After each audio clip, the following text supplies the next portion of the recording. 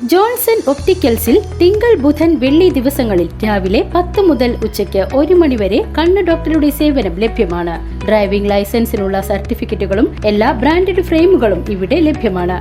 കൂടാതെ ഡോക്ടർമാർ നിർദ്ദേശിക്കുന്ന എല്ലാത്തരം കണ്ണടകളും ജോൺസൺ ഒപ്റ്റിക്കൽസിൽ നിന്നും ലഭിക്കുന്നു. ജോൺസൺ കണ്ണട വ്യാപാരം ഡിവൈൻ ആശുപത്രിക്ക് എതിർവശം വടക്കാഞ്ചേരി.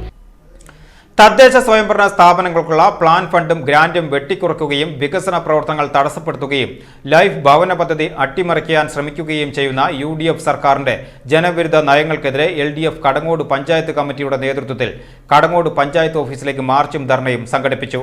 പന്നിത്തടം സെന്ററിൽ നിന്നും ആരംഭിച്ച മാർച്ച് പഞ്ചായത്ത് ഓഫീസിന് മുന്നിൽ സമാപിച്ചു.